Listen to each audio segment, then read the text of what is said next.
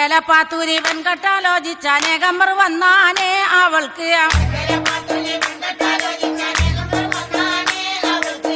മട്ടാഞ്ചേരിയുടെ പശ്ചാത്തലത്തിൽ നമ്മുടെ ഇഷ്ടതാരം സൗബിൻ ഒരുക്കിയ ചിത്രമാണ് പറവ. പറവ സിനിമ കണ്ടവർക്കെല്ലാം അറിയാം, പറവയിൽ പ്രാവ് പറത്തലാണ് സിനിമയുടെ പ്രധാന പ്രമേയം. നമ്മുടെ കൊച്ചിയിൽ എല്ലാ വർഷവും പ്രാവ് പറത്തൽ മത്സരം നടക്കുന്നുണ്ട്. ഇക്കൊല്ലവും അതിനൊരു മുടക്കവുമില്ല. ഇന്നത്തെ നമ്മുടെ യാത്ര ആ മത്സരത്തിൽ പങ്കെടുക്കുന്ന പറവകളെ കാണാനും അതിനുള്ള തയ്യാറെടുപ്പുകൾ കാണാനുമാണ്.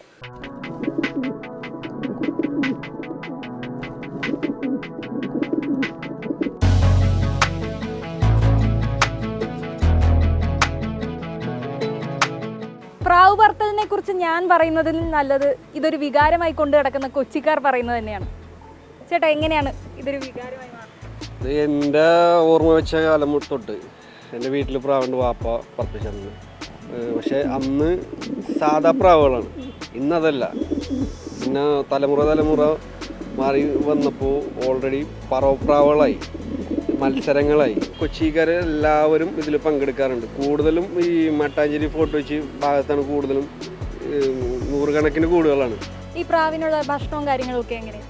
ഭക്ഷണം നമ്മളിപ്പോൾ ട്രെയിനിങ് തുടങ്ങുമ്പോൾ ഇവിടെ പല രീതിയിൽ പറയും. ബാജറ നമ്മളെ കൊച്ചു പിള്ളേർക്ക് കൊടുക്കുമല്ലോ, ബാജറ, രാഗിപ്പുല്ല് എന്നൊക്കെ പറയില്ലേ, അങ്ങനെയുള്ള ഭക്ഷണങ്ങൾ ഗോതമ്പ് മിക്സഡായിട്ട് കൊടുക്കും. പരിശീലിപ്പിക്കുക വെച്ചാൽ ഇപ്പോൾ കുഞ്ഞുങ്ങളെ നമ്മൾ ആദ്യം പറത്തി വിടും. അപ്പോൾ ഇതിന് ബുദ്ധി ഉറക്കാത്ത ടൈമുകളാണ് അതൊക്കെ. ഒരു 2 മണിക്കൂർ, 1 മണിക്കൂർ, അരമണിക്കൂർ, അങ്ങനെ 10 മിനിറ്റിലൊക്കെ ഇടവിട്ട് നമ്മൾ ഈ മറ്റുള്ള പ്രാവുകളൊക്കെ കാണിച്ചിട്ട് ഇറക്കും. പിന്നെ അതുപോലെ തന്നെ അത് ഒരു 3-4 ദിവസം കണ്ടിന്യൂ ചെയ്യും. ചില പ്രാവുകൾ പോകും, പോയിട്ടൊരു ചിലപ്പോൾ വന്ന് തന്നെ വരാം, ചിലപ്പോൾ 3 ദിവസം കഴിഞ്ഞിട്ട് വരാം. ഞാൻ പറഞ്ഞല്ലോ, ഇതുപോലെ തന്നെ 2 മണിക്കൂർ, പിന്നെ അത് 4 മണിക്കൂറത്തേക്ക് വിടും. അങ്ങനെ 2 ദിവസം റെസ്റ്റ് കൊടുക്കും. 2 ദിവസം റെസ്റ്റ് കൊടുത്തിട്ട് പിന്നെയും ഒരു 4 മണിക്കൂർ കൊടുക്കും. പിന്നെ ഒരു ദിവസം റെസ്റ്റ് കൊടുക്കും. അപ്പോൾ പ്രാവിനൊരു മത്സരപ്രാവിനൊരു അവർക്ക് ട്രെയിനിങ് പിടിച്ചതാണെന്ന് മനസ്സിലാവും.